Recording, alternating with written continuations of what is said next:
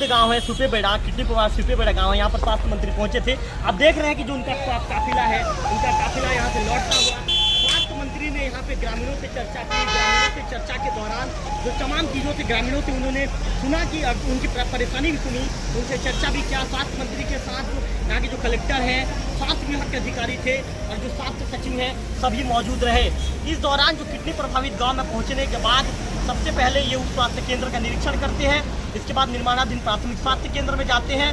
जो जिस मरीज का जो उनके घर में पेरिटोनिक डायलिसिस हो रहा है, वहाँ पर डायलिसिस के विषय में भी जाकर वे जानकारी लेते हैं। और इसके साथ साथ 6 से 7 बिंदुओं पर घोषणा करते हैं। उस घोषणाओं को भी आप हमारे लोकल टीवी के स्क्रीन पर उस घोषणाओं को भी आप देखेंगे। कुल मिलाकर ये कह सकते हैं कि आज स्वास्थ्य मंत्री का जो दौरा था, स्वास्थ्य मंत्री ने तमाम पहलुओं को लेकर ग्रामीणों से भी चर्चा की। गांव के जो त्रिलोचन सनवानी है, उन्होंने स्वास्थ्य मंत्री को उनकी जो अपनी समस्या थी, अपनी समस्या के विषय में बताया और पूरी जानकारी दी। और जो स्वास्थ्य मंत्री श्याम बिहारी जायसवाल हैं, उन्होंने पूरे ग्रामीणों को पूरी तरह से आश्वस्त किया कि अब उनकी जो बीजेपी की सरकार है और जो बीजेपी की सरकार विष्णुदेव साय की सरकार उनके साथ खड़ी है। अब ग्रामीणों की पूरी समस्याओं का प्राथमिकता के साथ हल किया जाएगा। कैमरा पर्सन विक्की के साथ रविकांत तिवारी, लोकल टीवी सुपेबेड़ा।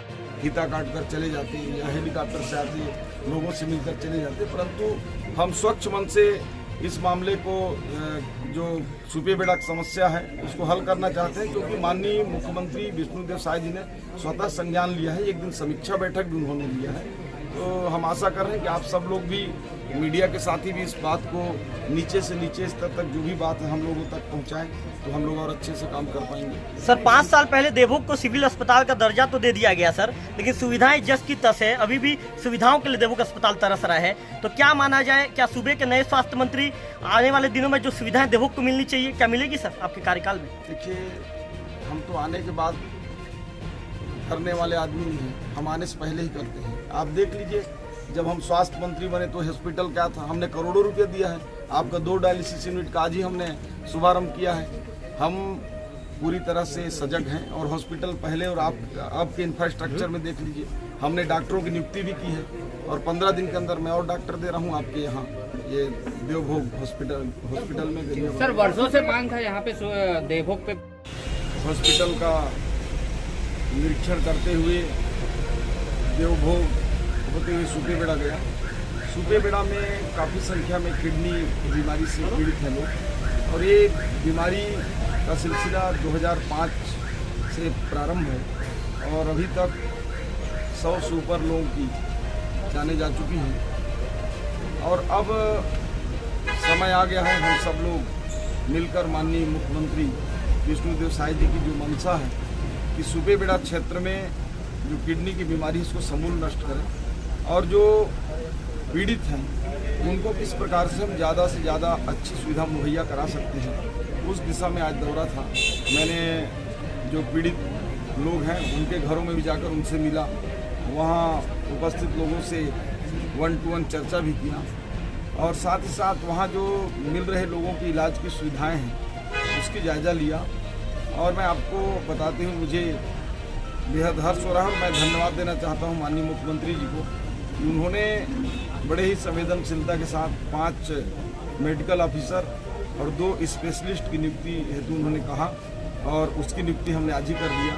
साथ ही साथ गरियाबंद और देवभोग के लिए 3 एम्बुलेंस आज हमने झंडी दिखाकर आज प्रारंभ कर दिया है। साथ ही साथ सुपेबेड़ा के लिए सर्व सुविधायुक्त 1 एम्बुलेंस आज वहाँ के ग्रामवासियों को हमने हॉस्पिटल में समर्पित किया है। साथ ही साथ जो किडनी क्रिटिकल यूनिट के रूप में आज हमने गरियाबंद में उसका शुभारंभ किया है, और आने वाले समय में उसको एक किडनी फाउंडेशन के रूप में भी संचालन करने की दिशा में हम आगे बढ़ रहे हैं। साथ ही साथ जो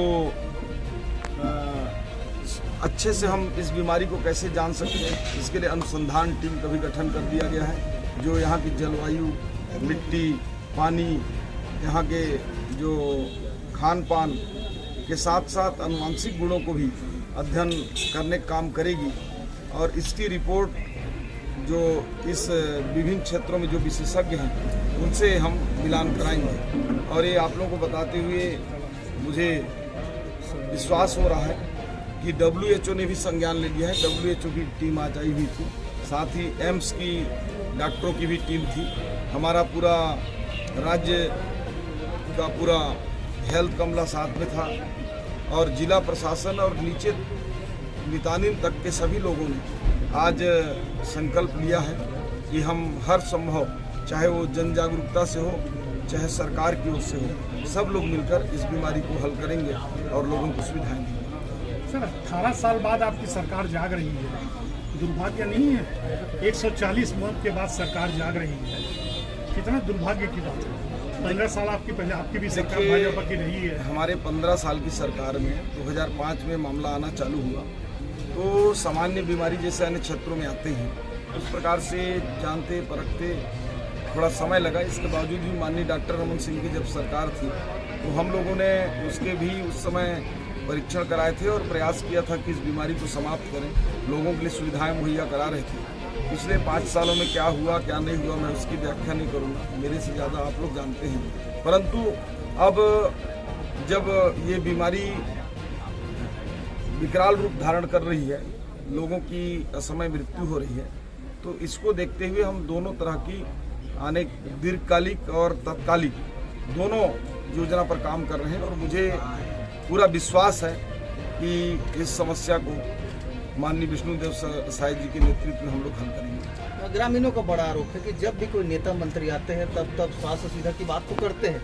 लेकिन धरातल पे कुछ नजर नहीं आता। ये कहना ग्रामीण क्या कहेंगे? देखिए, अगर पॉलिटिकल माइलेज लेना होता केवल तो मैं चुनाव के पहले आया होता, केवल ऐसे ही खाना पूर्ति करना होता, हमको हृदय से इस यहाँ के लोगों के प्रति पूरी तरह हमदर्दी है और हल नहीं करना होता तो हेलीकॉप्टर में आते मिलजुल कर चले जाते। परंतु मैं भौतिक रूप से बाई रोड आकर लोगों से मिलते जुलते सारी चीज़ों को समझते बूझते स्वास्थ्य अमला के साथ, अनुसंधान टीम के साथ, डॉक्टरों के साथ, WHO की टीम के साथ और जो पीड़ित हैं उनके साथ, अपने जो जलावर्धन से संबंधित है उसकी समीक्षा, इन सारे पहलुओं को आज पूरा दिन भर मैं करते जा रहा हूँ। मुझे कोई इसका पॉलिटिकल माइलेज नहीं चाहिए और विश्वास रखिए ये डबल इंजन के माननीय विष्णुदेव साय जी की सरकार है। ग्रामीण चाहते हैं कि उन्हें तेल नदी से पानी दिया जाए, स्वच्छ पानी और तेल नदी से पानी देने की वो मांग कई सालों से करते आ रहे हैं, लेकिन उनकी मांगों को कहीं न कहीं अनसुना क्यों कर दिया गया। आप आए हैं तो क्या तेल नदी से पानी ग्रामीणों को मिलेगा? क्या कवायद पूरी की जाएगी? बिल्कुल, तेल नदी से शुद्ध पानी हमारे फिल्टर प्लांट में हम लाएंगे और माननीय प्रधानमंत्री नरेंद्र मोदी जी की जो मंशा है कि हर घर में शुद्ध पेयजल उपलब्ध हो सके, उसके लिए लगभग 17 करोड़ की परियोजना अमृत जल मिशन चालू है। जरूरत पड़ेगी तो उसमें और पैसे देंगे, लोगों को स्वस्थ रूप से जल मुहैया कराएंगे। और आपको मैं बता दूं कि प्रॉपर सुपेबेड़ा में भी 2 डायलिसिस यूनिट और एक RO प्लांट के लिए हमने वहाँ कहा हुआ है। जल्द ही उसमें RO प्लांट और 2 डायलिसिस यूनिट प्रॉपर सुपेबेड़ा में हम। सर, ग्रामीणों की एक प्रमुख मांग है कि वहाँ पर एक विशेषज्ञ डॉक्टर वहाँ पर नियुक्त किया जाए, ग्रामीण चाह रहे हैं सर, उस मांग को आप गंभीरता से लेंगे सर? हम अभी 5 विशेषज्ञों के लिए हमने खोज प्रारंभ किया है और नेफ्रोलॉजिस्ट जो हैं उनसे बात हो रही है। हम अभी 3 नेफ्रोलॉजिस्ट से बातचीत कर चुके हैं। जल्द ही हम 3 कम से कम नेफ्रोलॉजिस्ट इस गरियाबंद जिले में और सुपेबेड़ा के लिए हम तैनात कर रहे हैं। और आपको मैं बता दूं कि हमने तय किया है जो एम्स के जो विशेषज्ञ हैं इस नेफ्रोलॉजी के और उनके साथ एक नेफ्रोलॉजिस्ट, 2 डॉक्टरों की टीम सुपेबेड़ा में महीने में 2 बार देवभोग में और गरियाबंद में सप्ताह में 2 बार स्पेशलिस्टों की टीम बैठी है। सर, आपने कहा कि हेलीकॉप्टर से आकर के चले गए हैं, हेलीकॉप्टर से तो डॉक्टर रमन सिंह आए थे, आरोप आपका रमन सिंह जी पर है? नहीं, मैंने ये नहीं बोला कि हेलीकॉप्टर में आकर चले गए, मैंने अपने लिए बोला कि मैं हेलीकॉप्टर में